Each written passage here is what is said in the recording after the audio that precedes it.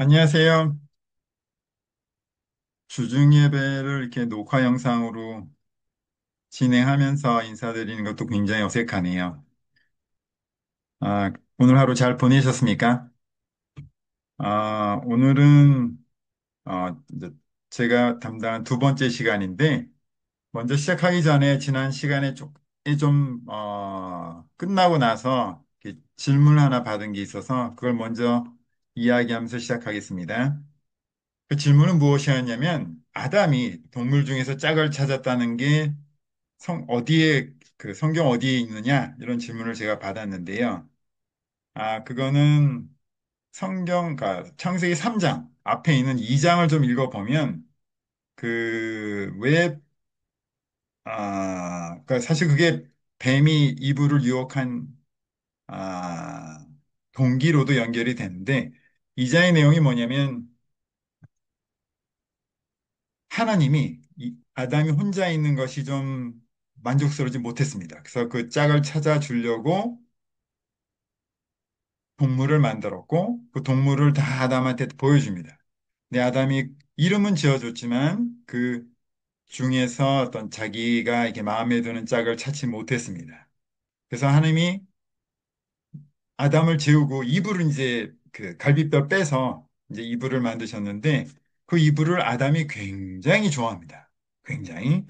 그래서 어, 사실은 나중에 그 아담이 이제 선악과를 먹고 나서 하나님한테 벌을 받을 때 하나님이 이런 말씀하시죠. 네가 네 아내의 말을 듣고 내가 먹지 말라고 한 과일을 먹었으니 이런 식 구절이 있거든요. 그게 무슨 얘기냐? 아담은 이브한테 푹 빠진 거죠. 그래서 분명히 하나님이 먹지 말라고 했는데도 불구하고 이브의 말을 들었던 겁니다. 그만큼 이브를 좋아했던 거죠. 그래서 그 하, 아, 하나님이 동물 중에서 한번 네가 아담에게 짝을 찾아봐라 했던 거는 2장에 나오는 거고요. 그리고 이제 제가 또 이제 뱀이 아, 벌거벗었다. 히브리어로 아름이라고 말했는데 그 부분도 조금 다시 한번 좀 설명을 좀 하고 싶습니다. 뭐냐면 뱀이 하여튼 이브한테 한 말은 사실은 약간 그러니까 갈등할 수밖에 없는 어떻게 대립하는 그 말을 한 거예요. 뭐냐면 야, 하나님이 말씀으로만 이야기하시니 하나님은 네 내면의 소리를 통해서도 너에게 말씀하셔. 자, 네가 이 과일을 봤을 때 이게 먹고 싶은 마음이 생기지 않느냐? 그 먹고 싶은 마음이 어디서 생겨난 거야? 너 안에서. 네가 하나님의 피조물이니까 그 먹고 싶은 욕망도 사실 하나님이 주신 거야. 그러면 외부에서 들리는 하나님 말씀과 너 안에서 들리는 하나님 말씀이 어느 게 좀 더 중요한 것 같아? 뱀은 아주 솔직하거든요. 이게 내면의 것이 우선하는 게 맞는 거야. 이런 식으로 이제 말을 한 거고. 그래서 어떻게 보면 뱀은 자신의 어떤 삶의 방식을 그대로 드러냈기 때문에 벌거벗었다는 말을 쓸 수 있는 겁니다. 하지만 이런 좀 어떻게 보면은 갈등을 유발하는 좀 사람이 좀 약간 고민하게 만드는 말을 던짐으로 해서 사실은 하나님의 명령을 어기게 한 거는 굉장히 교활한 거죠. 그래서 어떻게 보면 교활한 것과 벌거벗은 그 두 가지가 어떻게 보면은 이 뱀의 말에서 찾을 수 있습니다. 또 지난 수요일 한그 선악과 부분에서는 우리가 어떤 선악과를 먹은 일로 해서 우리가 우리 안의 욕망의 지배를 받게 되었다. 뭐 이렇게 크게 좀 보시면 좋겠습니다. 오늘은 이게 가인과 아벨 이야기입니다. 통상 이렇게 가인과 아벨 이야기를 해서 이제 좀 뭐 주로 얘기되는 것은 이제 읽을 때 우리가 통상 이제 뭐 갖는 어떤 뭐랄까 어, 첫 번째 생각은 아니 그 하나님이 그 대충 좀 그래도 어차피 예물을 바치는 건데 그걸 좀 받아주면 되지 그걸 굳이 이렇게 거부를 해가지고 애가 삐지게 만들어서 결국 살인하기까지 만드느냐 뭐 이런 의문을 가질 수가 있는데, 근데 여러분, 만약에 음, 남의 자식이 아니라 여러분 자식이 여러분한테 그런 태도를 보인다. 우리가 왜 하나님이 그 가인의 예물을 받지 않으신 거는 뭐 설교를 통해서 자주 들었기 때문에 알지 않습니까? 가인은 최선을 하지 않았습니다. 아벨은 정말 최선의 그 어떤 예물을 바치려고 마음을 썼는데 부모님, 그러니까 남의 자식이 아니라 내 자식이 나한테 대충 뭐 생일 선물 준다. 그러면 여러분 기분이 좋으시겠습니까? 전혀 그렇지 않을 겁니다. 정성을 다하지 않은 선물은 사실은 안 주는 게 오히려 날 수 있습니다. 오히려 그런 선물을 받았을 때 마음이 상하고 오히려 그 관계가 깨질 수가 있는 겁니다. 하나님도 어떻게 보면 그런 어떤 그 마음이 드셨기 때문에 가인을 그 이제 가인의 예물을 받지 않으신 거죠. 근데 좀 이렇게 또 생각을 해보면 그 다음에 이제 얘가 좀 삐졌는데 보통 부모님이 자식이 좀 이렇게 뭐 털어졌다든가 하면 어떻게 합니까? 가서 좀 그래도 위로를 해주죠. 근데 하나님은 또 그렇게 하시지는 않으셨습니다. 그렇죠?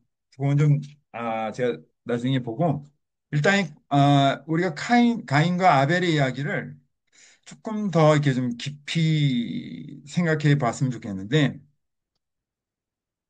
이 가인과 아벨에서는 이 앞에 나왔던 선악과 부분과 굉장히 비슷한 말들이 등장합니다.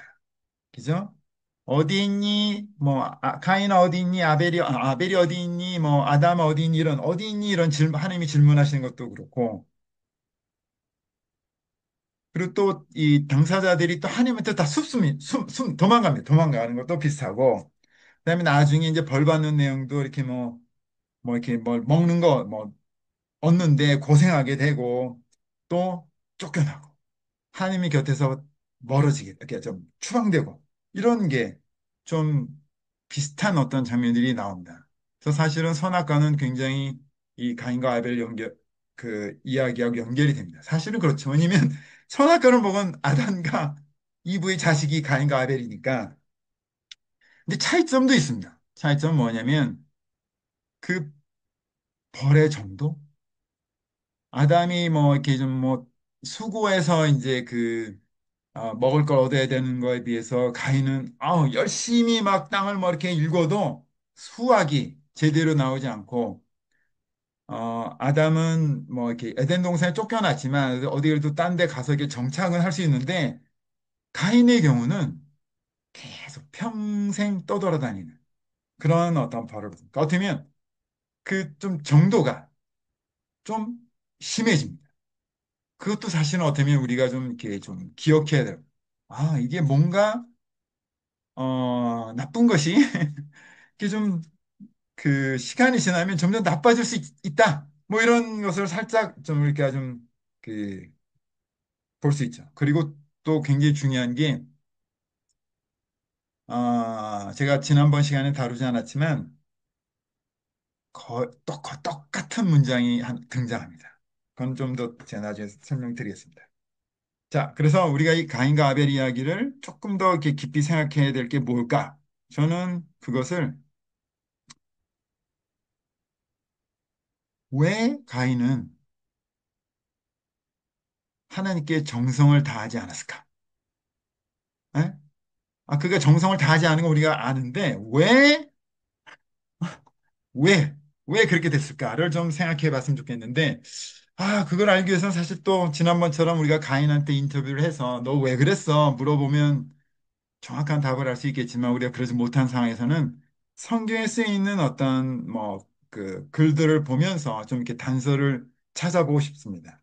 그래서 첫 번째는 근데 이걸 하기 전에 여러분 그걸 아십니까? 이거를 아셔야 됩니다. 이게 카인과 아벨이 이제 뭐 같이 그 하나님께 예물을 드린 걸로 나와 있는데 한글로 된 성경에는 근데 NIV 영어로 읽거나 하면 그렇지 않습니다. 그냥 상식적으로 생각해도 가인이 형이고 아벨이 동생이니까 두 사람 중에 누가 먼저 하나님께 그러니까 예물을 드리기 시작했다면 누가 먼저 시작했을까? 한글 성경에는 그냥 둘이 같이 나오니까 둘이 같이 시작했나 보다 생각할 수 있지만 아닙니다. 가인이 먼저 시작했고 아벨은 따라갔습니다. 그 영어를 보면 영어에 이렇게 보면 also 그러니까 아벨도 가인이 예물을 바쳤는데 그 다음에 아벨도 그건 무슨 뜻이냐? 가인이 먼저 시작한 거고 아벨은 따라한 겁니다.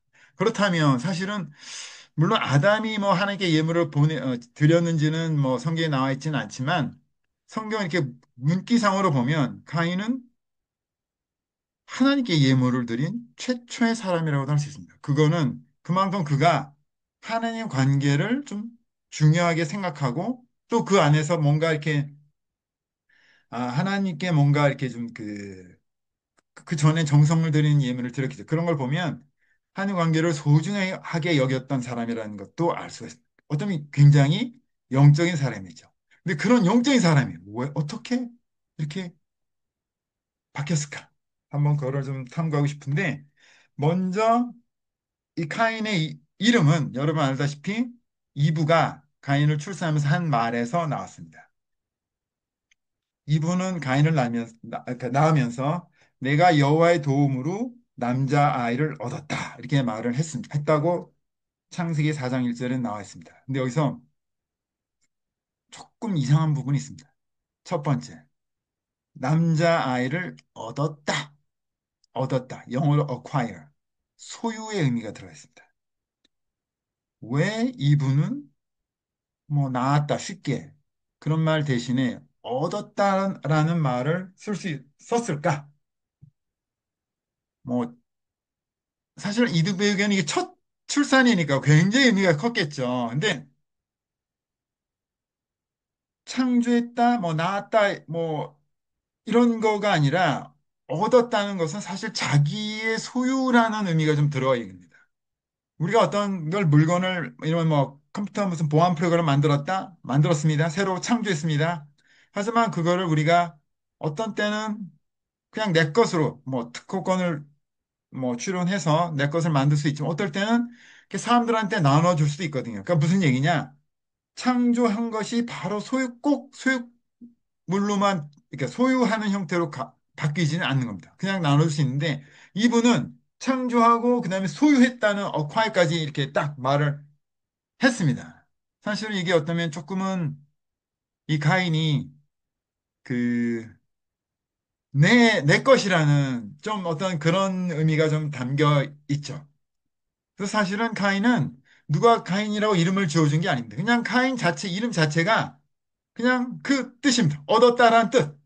뭐 다윗이니 모세니 다 이름을 누가 뭐 지어줬는데 비해서 카인은 그냥 그 자체가 그냥 얻었다는 행위 자체가 그냥 그 카인의 이름이 된 겁니다. 그래서 좀 독특하죠. 두 번째 이브의 말에서 여호와의 도움으로 이제 가인을 얻었다 했는데 이 도움가 영어로 보면 with the help of the Lord. with라는 전체 여러분들 잘 아는 뭐 함께 뭐 이러는데 히브리어에는 이런 with를 뜻하는 단어가 두 종류가 있답니다. 두 종류. 하나는 im이라는 단어고 I am 또 하나는 et라는 단어인데 이게 조금 쓰임새가 다릅니다. 그러니까 우리가 뭐 그냥 두루두루 그냥 뭐 무슨 누구와 같이 어디에 갔다 그럴 때 with 쓸 땐 보통 im을 쓰는데 히브리에서 at는 조금 다른 뜻이 있습니다. 무슨 얘기냐? at는 내가 축구공을 찼다. 뭐 영어로 하면 I kicked the ball, soccer ball 뭐 이렇게 말할 텐데 어떤 명사가 목적어임을 표시하기 위해서 쓰는 단어입니다. 무슨 얘기? 히브리어로 이렇게 돼. 뭐 I kicked 그다음에 k다음에 the ball. 그러니까 그 뒤에 나오는 그 어떤 것이 이게 목적어다. 이런 것을 그러니까 사실은 이브가 이 at를 썼다는 말은 어떻게 보면 하나님을 그냥 동반자로 여기지 않을 수도 있다. 그냥 어떤 내 수단으로, 가인을 낳기 위한 어떤 수단으로도 썼을 그런 의미를 사실은 조금은 갖고 있는 거예요. 그러니까 사실은 이브의 이 말은, 카인을 낳았으니 했던 이 말은 사실은 굉장히 어떤 면에서는 좀 불경스러운 그런, 좀 의미가 이게 좀 담겨 있습니다. 아무튼 이렇게 이브가 첫 출산으로 어떤 새 생명을 얻은 게 그녀에게도 굉장히 큰 뭐랄까 놀라운 기적과 같은 경험이었고 사실은 그게 카인에게도 이렇게 좀 연결이 돼서 카인이 농부가 됐을지도 모릅니다. 여러분, 이 농사일이라는 것은 우리 교회도 이제 정인이네가 이렇게 뭐지 텃밭 이렇게 가꾸는 거 있고 또 뭐 집에서 화분을 키우는 분도 많이 계시겠지만 이게 정말 신기해요. 씨앗 하나 뿌렸는데 요만한 씨앗.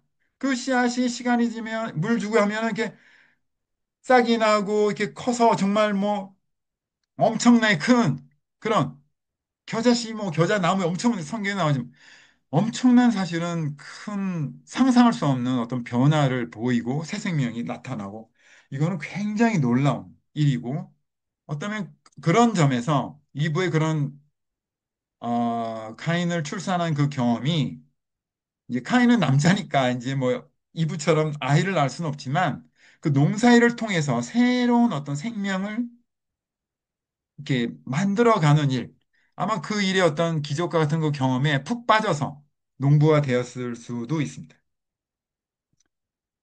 그다음에 다음으로 이제 그 하나님이 이제 그 가인의 예물을 이제 거부한 다음에 얘가 좀 뾰루퉁해 있으니까 이제 그때 다가가서 말씀하시죠. 근데 좀 놀라운 것은 위로의 말이 아니고 그죠? 아예 그냥 뭐 좀 뭐 마음 풀어라. 네가 조금 아, 이런 내용은 전혀 아니고 그렇다고 해서 이게 또 막 뭐 이렇게 뭐랄까 단순하게 뭐 우리가 많이 듣는 뭐 믿음, 천국, 불신, 지옥 이런 식으로 딱 두 가지에서 뭐 그런 형태의 말도 아니고 좀 가만히 살펴보면 뭔가 이렇게 물론 조건문이 있고 그다음에 따른 어떤 결과들을 언급을 하고 있지만 조금 주의 있게 살펴볼 말입니다. 제가 한번 읽어보겠습니다. 내가 어째서 화를 내느냐? 네가 무엇 때문에 얼굴을 찡그리느냐? 네가 옳은 일을 했다면 왜 내가 네 예물을 받지 않겠느냐? 그러나 네가 옳은 일을 하지 않으면 죄가 네 문 앞에 도사리고 앉을 것이다. 죄가 너를 다스리고 싶어 하여도 너는 죄를 이겨야 한다. 이게 창세기 4장 6절에서 7절에 나오는 말인데 여기서 하나님이 가인을 혼내죠. 너 왜 화를 내? 어? 화낼 근거가 없다는 말입니다. 이게 좀 살펴봐야 되는 게 우리가 화날 때, 이 화라는 것은 사실은 좀 약간 수동적인 감정입니다. 무슨 얘기냐? 우리가 그 원인을 보통 화난 사람들은 그 원인을 되게 외부에서 찾습니다. 외부의 누군가가 외부의 어떤 상황이 나를 화나게 만들었다. 보통 이렇게 말하죠.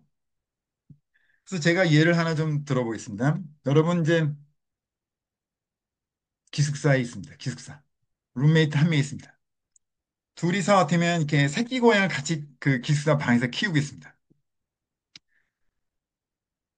근데 이제 어느 날 밤에 이렇게 자고 있는데, 이 새끼 고양이가 자꾸 끙끙대는 겁니다. 옆에 와서, 나한테 와서. 그래서, 왜 그러지? 이렇게 봤는데, 정말 좀 약간 좀 심각하게 끙끙대고 있습니다. 그래서 걱정이 돼서 옆에 이제 자고 있는 여러분의 그 룸메이트를 깨워서, 야야야, 철수야, 좀 새끼 고양이가 좀 이렇게 끙끙대는데 이거 어떡하지?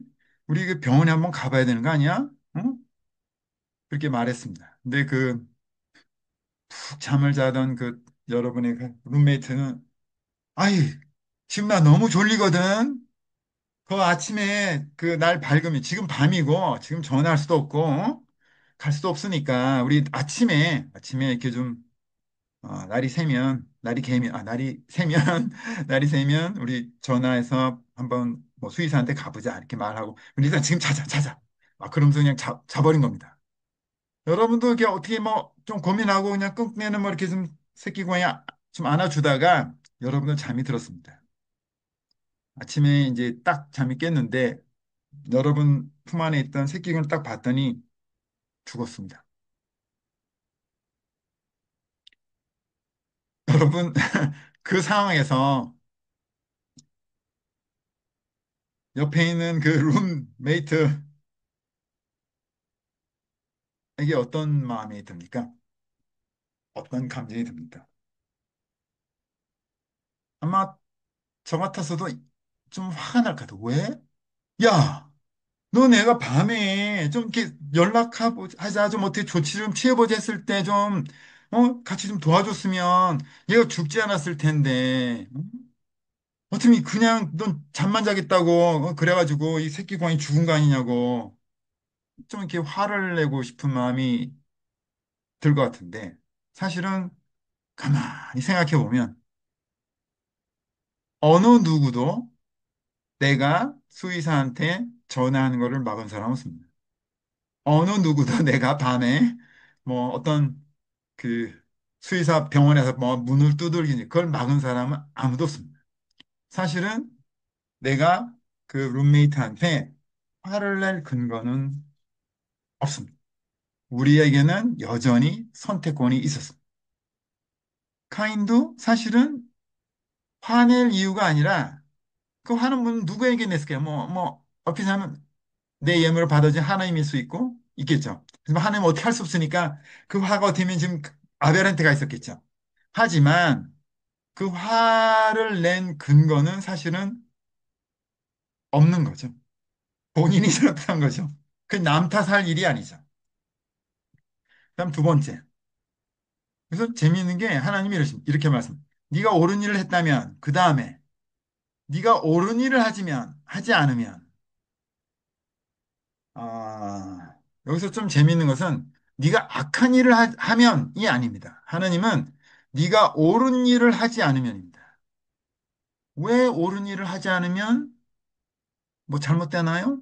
네, 하나님 말씀은 잘못된다고 말씀합니다. 우리 여기서 좀 배울 게 있습니다.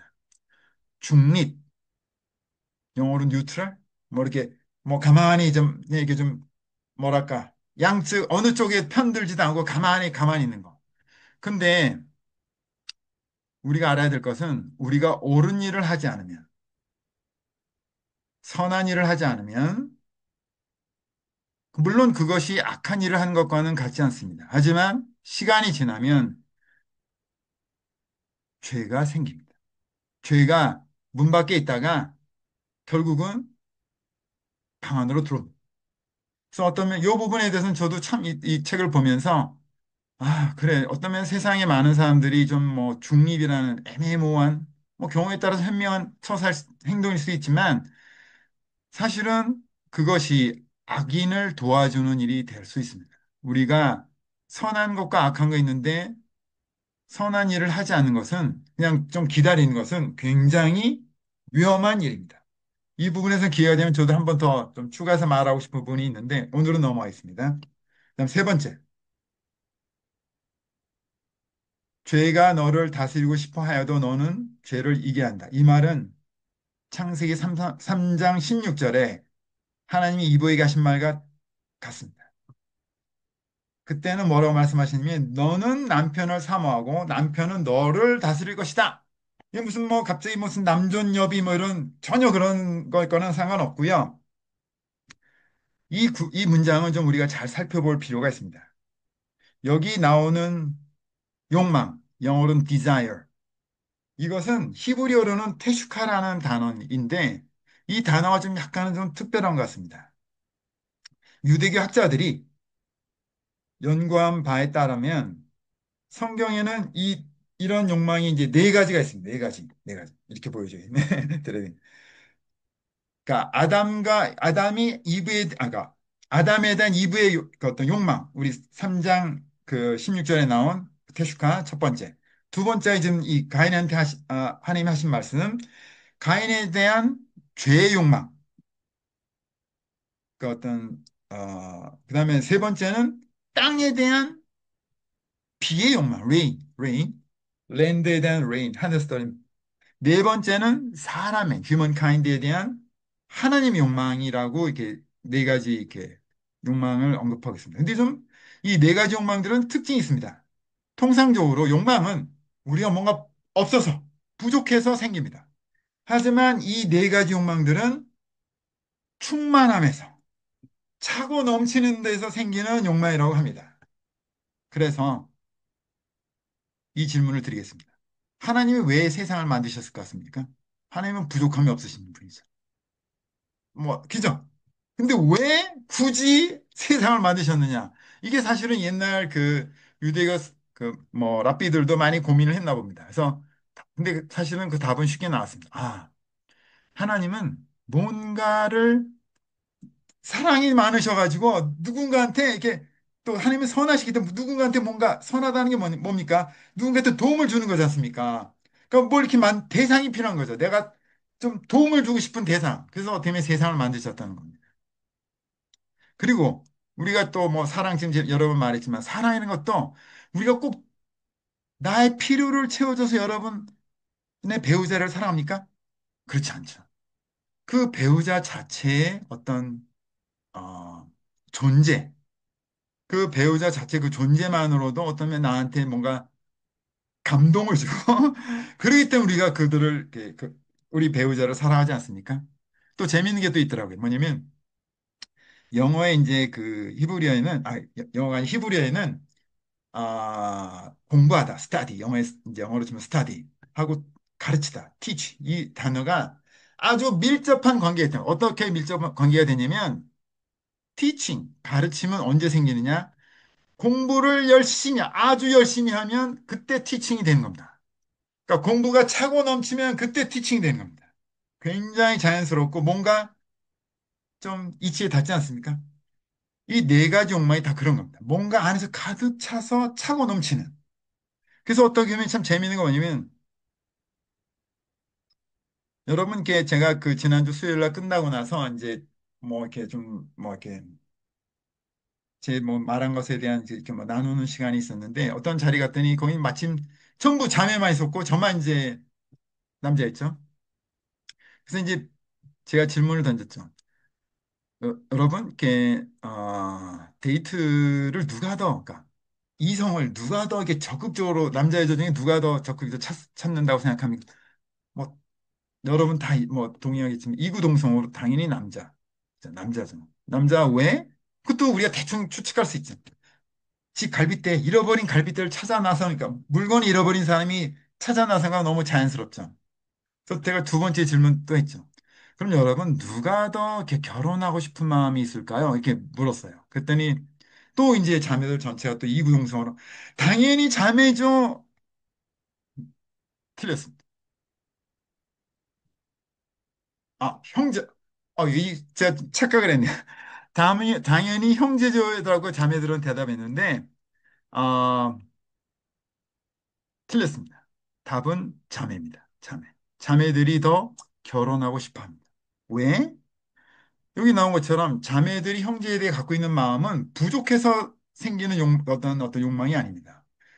정말 나의 어떤 뭐 어떤 활력, 뭐 이런 어떤 사랑 이런 거를 남자한테 주고 싶은 마음이 있기 때문에 사실은 결혼은 더 자매들이 더 하고 싶다는 게 그러면 성경에서 어떤 의미하는 바입니다. 그래서 여러분 생각해 보세요. 송아지는 젖을 먹고 싶어 하죠. 어미 소의 젖을 먹고 싶어 하는데 어미소도 새끼 송아지한테 젖을 먹이고 싶어 합니다. 근데 누가 더, 그러니까 두 동물 중에 누가 더, 어느 동물이 더 주고 싶은 마음이 크겠습니까? 주고 싶은 마음, 받고 싶은 마음, 먹고 싶은 사람 둘 중에 어느 게 더 크겠습니까? 성경은 주고 싶은 마음이 더 크다고 말합니다. 그러니까 이 충만서는 욕망은 굉장히 강력합니다. 그다음에 여기 보면 다스리다를 이제 영어로는 rule over라는 단어 쓰는데 이게 히브리어로 따지면 parable, 그러니까 우화. 예수님도 우화를 많이 쓰셨죠. 설명할 때. 그래서 이게 무슨 말이냐? 이거는 우리가 언제 우화를 사용합니까? 우화는 상황을 요약 정리하여 할 때 잘 씁니다. 그래서 어떤 상황을 우화를 쓰면 이솝우화 같은 거. 어떤 포인트를 딱 잡아내는 게 우화죠. 그래서 사실은 룰 오버라는 거. 그래서 어떻게 보면 룰러 이런, 그러니까 이거는 어떤 의미냐면 인도자가 뭐 대통령이 국가의 역량을 모아서 한 방향으로 쫙 집중하기 위해서 뭐 경제 발전 아니면 뭐 남북 통일 뭐 이런 쪽으로 쫙 하듯이 그런 식으로 사람은 가인은 이 자신의 욕망을 자제하고 잘 인도해야 됩니다. 그걸 이제 말합니다. 근데 가인은 이 하나님의 그 이 충고, 경고를 귀담아 듣지 않았고 결국은 자기 동생을 우발적으로 죽인 것 같아요. 우발적으로. 그러니까 뭐 의도적으로 죽인 게 아니라 우발적으로. 너무 뭐 같은 분노에 빠지다 보면 그런 경우 생기지 않습니까? 뭐 우발적으로 아벨을 죽였다고 봅니다. 왜냐면 그 히브리어에 쓰인 단어가 보면은 약간 그 쓰인 동사가 이거는 뭔가 제대로 마무리가 되지 않은 그 동사를 썼다고 합니다. 어쩌면 하나님의 경고, 문 밖에 있던 죄가 그 짐승이 결국은 가인을 집어삼킨 거죠. 그래서 나중에 카인이 추방된 이제 벌을 받게 되는데 사실 이게 어떻게 보면 민수기 35장 22절에서 25절에 나오는 구절에 근거가 됐을지도 모릅니다. 거기 민수기에는 뭐라냐면 의도적으로 죽인 살인자와 의도적이 우연히 그러니까 우발적으로 죽인 그 살인자를 구분합니다. 의도적으로 죽인 살인자는 당연히 상이죠. 죽여야죠. 하지만 우발적으로 죽인 사람은 도망갈 수 있습니다. 이런 그러니까 이브의 어떤 말과 카인한테 준 하나님의 경고를 봤을 때 카인과 하나님의 관계는 이렇게 카인이 농사를 짓다 보니까 점점 어떻게 보면 정말 새로운 이 농사의 재미를 느낀 거죠. 이것이 점점 더 큰 비중을 차지하게 돼서 처음에 정말 예물을 드리겠다 했던 그 마음이 좀 변한 것 같습니다. 그래서 이제는 그 마음보다는 이거냐 하나님 좀 날씨를 좀 잘 좀 해서 좀 내가 좀 농사 잘 짓게. 어떻게 보면 하청업자? 또는 하나님 관계를 이제 더 깊이 쌓아가기보다는 그냥 이 관계가 적당히 유지되는 수준으로 이렇게 바뀐 것이 아닐까. 예를 들어서 우리가 얼마 전에 제가 준수를 통해서 옥수수를 이제 샀는데요. 옥수수 농사를 짓고 있습니다. 그래서 옥수수 딱 수확했는데 정말 씨알 좋고 봄짓은 옥수수 어떤 면에서는 그거를 내년용 농사를 위해서 잘 보관해 놓고 어떻게 보면 두 번째 정도를 이제 뭐 하나님께 예물로 드렸다 뭐 이렇게도 좀 저는 이제 좀 이해가 되더라고요. 우리가 이제 선악과와 이제 카인 이야기를 이렇게 보면서 여러분 하나 알아요. 그래서 지난번에도 말했지만 우리의 욕망 자체는 나쁜 것이 아닙니다. 아, 선악과를 먹고 나서 이렇게 아담과 이브가 자신의 벌거벗음을 이전과는 그러니까 그 이전에는 벌거벗음을 부끄러워하지 않았는데 두려워하게 됐죠. 그런 걸 보면은 이 선악과는 사실은 약간 뭐 이제 약간 성적인 욕망과 그 지난번에도 말했지만 연결되고 어떻게 보면 새로운 생명을 창조하는 그래서 어떻게 보면 씨앗을 뿌려서 식물을 키우는 그 가인이 농부가 된 그 이유가 되었던 것 같습니다. 선악과는 자신의 마음에 드는 무언가를 창조합니다. 창조하는 욕망입니다. 사실 이런 욕망이 없으면 우리는 뭔가를 이루려고 노력도 하지 않게 되고 인류의 역사는 발전하지 못했을 것입니다. 하지만 우리가 그 욕망을 옳은 방향으로 인도하지 못하면 또는 중립적인 태도를 가지고 그냥 방치해 놓는다면 마치 우리가 아이가 막 그냥 뭐 좀 잘못됐는데 그냥 방치하면 어떻게 됩니까? 그 누구죠? 제사장 엘리같이 될 수 있습니다. 그 욕망은 하나님의 관계도 망치고 다른 사람도 해칠 수 있습니다. 카인이 아벨을 죽인 것처럼. 우리는 사실은 선악과가 우리가 감당할 수 없는 어떤 큰 힘이었기 때문에 하나님은 이렇게 우리를 안택을 좀 아담 안택을 먹지 말라 하셨을 것 같은데 우리가 불완전하거든요. 우리는 하나님이 아닙니다. 하기 때문에 우리는 그런 욕망에 사로잡힐 때가 많습니다. 하지만 그래도 우리에게는 선택권이 있고, 그래서 우리는 지혜롭게 선택해야 됩니다. 지난번에도 말했던 것처럼 아담과 이브가 선악과를 먹은 후에 그 에덴 동산의 생명나무를 하나님이 적극 금지시켜 버렸죠. 하지만 나중에 모세에게 십계명을 주셨고 또 계시록을 보면 새 예루살렘이 생명의 나무가 그냥 강 따라서 생명의 강 따라서 쫙 있습니다. 여전히 우리에게는 또 이 잠언 제가 3장 18절을 읽어드리고 싶은데 그건 뭐냐면 지혜는 그것을 얻은 자에게 생명나무와도 같은 것이다. 그래서 지혜를 가진 자는 복이 있다. 잠언 3장 18절에 생명나무가 등장합니다. 우리에게는 여전히 생명나무를 통해서 영원한 생명을 얻을 수 있는 기회가 있습니다. 하느님은 참 그런 딱 막았다고도 다시 또 그 이 사람들을 위해서 다시 또 어떤 이렇게 하면 더듬어서 찾을 수 있는 길을 이렇게 주셨습니다. 감사하죠. 카인은